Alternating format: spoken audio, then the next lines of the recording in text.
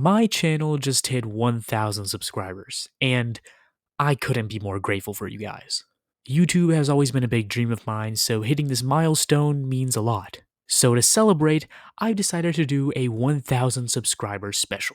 As you've most likely seen by the title, this will be how fast can I grow 1,000 Pikmin in Pikmin 4. This is going to be a challenge run like Daddy%, except it's not really a speed run, I'm just timing myself while doing it. I don't know any good routes for a run like this, but I thought I would do it to celebrate hitting 1K, so here it is. If you like this video and want to see more challenge runs, speed runs, things like that, make sure to like and subscribe, but also comment with any ideas that you have, and I might do them.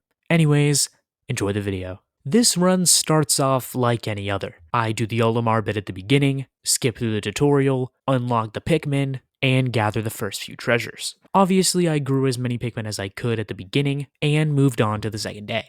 Now, you may be wondering what my strategy is at this point. Now, the only way to get more Pikmin are to bring pellet posies or enemies back to the onion, which will sprout more. However, in Pikmin 4, enemies don't respawn like they do in every other game. Usually it takes a few days for them to do so, but in Pikmin 4, they just don't.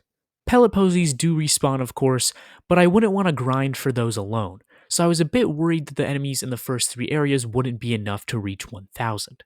The reason I mention the first 3 areas though is because that's where I'd like to stay for this challenge. You see, getting to those areas is dependent on only the amount of sparklium you get and nothing else. However, beyond that point, to progress, you have to worry about getting castaways, doing the Dandori challenges, and there's just a lot much more you have to do. Since I'm trying to do this as fast as possible, I'd ideally want to not do any of that in order to save time.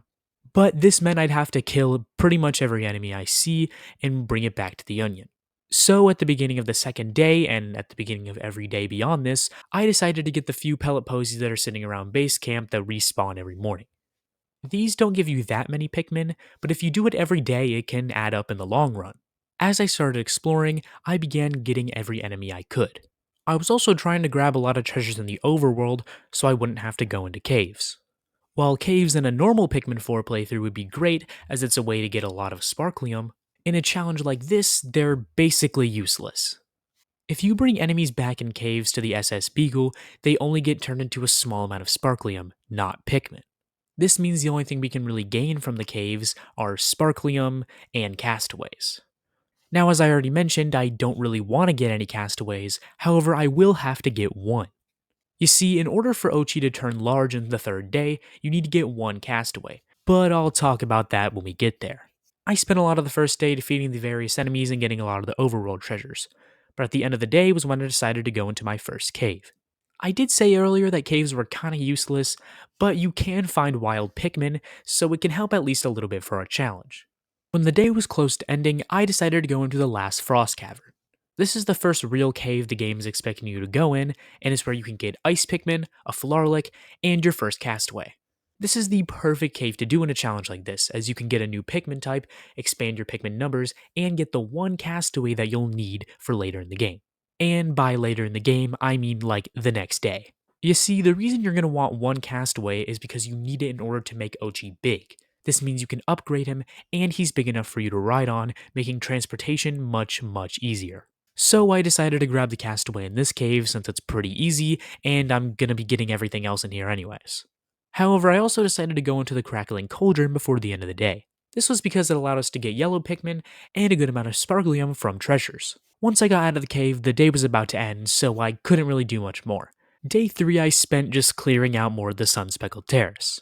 But once I hit the 1500 to go to the next area, I didn't really bother getting any more in the overworld. However, to get up to the top area of the Sun-Speckled Terrace, you do have to go in one more cave. So I decided to go into the Aquariferous Summit? Yeah. However, this was good, as it allowed me to get a ton more ice Pikmin and some more treasures. So I finished the cave, battled the boss at the top of the area, and that was pretty much all I had to do in the Sun-Speckled Terrace. Except for one more thing, the blue onion. Now, the Sun-Speckled Terrace isn't the only way to get the blue onion, but it's the way I prefer, especially since I know the Sun-Speckled Terrace better than any other area. However, I sort of ran into an issue. I didn't have enough raw materials to finish this wall, and I didn't even notice. Unfortunately, the day was ending, so I didn't have time to grab more. However, this really wasn't too bad as I could just go into another day and get the onion pretty quickly. And that's what I did. Except, I forgot one crucial thing. You see, at this point, I only had enough garlic to carry 40 Pikmin at once. Freezing over the lake to bring the blue onion back to the master onion took 30 ice Pikmin, but carrying the blue onion takes 20 Pikmin. This meant that if I wanted to get the onion back, I'd have to upgrade Ochi. However, I completely forgot to do that. I don't know why, but you needing 20 Pikmin to carry the onion was something that completely slipped my mind until when I really needed it. So unfortunately, I had to end the day and upgrade Ochi, wasting even more time. However, I was eventually able to do it and spent a few minutes grinding blue Pikmin to raise up my numbers. Now at this point, you may be wondering how well I'm doing. Well, by the end of day 5, I had about 400 Pikmin in just under an hour and a half. This actually wasn't too bad, and the fact that I got 40% of the Pikmin that I needed in just the first area was pretty encouraging. While I definitely could have gone faster in this area and done things a lot more efficiently, this was my first time ever doing this, so I think I did pretty well. But now it's time to head on to the Blossoming Arcadia. However, my strategy in the Blossoming Arcadia wasn't very different. I spent the first 2 days gathering as many enemies and overworld treasures as I could, since I still wanted to avoid caves. There was a lot to do, but there isn't much to commentate on, as I was kinda just playing the game normally for most of the Blossoming Arcadia. However, there is one thing I would like to mention, and that's losing Pikmin. Now, ideally, I wouldn't lose any, because you want to have as many as possible. But of course, I'm not perfect, and I did end up losing a fair few amount. However, the amount that I lost in this run was actually a lot less than I thought, and I'm honestly pretty proud of it. I didn't add up all the Pikmin that I lost, but I'd say it was like less than 15, which is pretty good considering that I grew 1,000. Anyways, yeah, the strategy for this area was pretty standard, but I did grab the Floralic in order to have a max of 50 Pikmin, which will be the max for the rest of this run. However, by the end of the third day in this area, I was starting to notice something.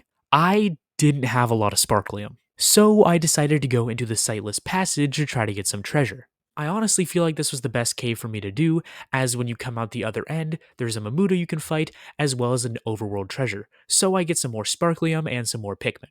This area can't be accessed otherwise, so I think it was a pretty good choice. However, there's one problem with the Sightless Passage. It definitely lives up to its namesake. The Sightless Passage is really dark without the headlamp, and pretty hard to navigate. Since I didn't want to waste time by buying any upgrades, I didn't have the headlamp, and when I realized how big the area was and how hard it was going to be for me to find the treasures, I kinda just skipped to the end so that I could exit the cave. Now I could have gone through it to get some sparklium, but I still don't think it would have been enough to get me to that 4,000, and I didn't want to waste any time. So I decided to go into one last cave, the Drafty Gallery, to get some sparklium. However, it was basically the end of the day, so I didn't have enough time to go in it. So at the beginning of the next day, I went in. I went through this cave as quickly as I could in order to hit 4,000 sparklium. Once I did hit it, I kinda just sped run to the end as I wouldn't really need any more sparklium for the rest of the challenge. After exiting that cave, I ended day 9 with 801 Pikmin in just under 2 hours and 45 minutes. I only had a fifth of the Pikmin left to go, and I knew the Serene Shores would give me as many as I needed. Unlike the other areas, I'm going to explain exactly where I went in the Serene Shores. This is because in the other areas, I literally went everywhere I could to defeat enemies, so there wasn't really much strategy other than go where the enemies are. However, in the Serene Shore, I only needed to get 200 Pikmin, so I was much more strategic with how I approached the area. First, I just grabbed some pellet posies around the initial base, and then made my way up to the sandcastle. I knew that there were a few armored cannon larvas and a boss at the top of the sandcastle, so they'd be able to get me a lot of Pikmin. I made my way up, defeated the boss, and got the few enemies that were around the area. Then I decided to go to the base in the middle of the area since there were a lot of enemies around there. Since by this point the tide was down, it was a lot easier for me to grab the enemies that were in the water. However, I wasn't able to get the 200 Pikmin in one day, so I ended day 10 with 974 Pikmin with just a little bit over 3 hours on the clock. I knew that it wasn't going to take much to get me the rest of the Pikmin I needed, so I just grabbed a few enemies and pellet posies around the area of that middle base, and that was able to get me to 1000 Pikmin. Now, if you've watched my Daddy Percent video, you'll know I'm not the best with speedrun timers. And this still stands with this video.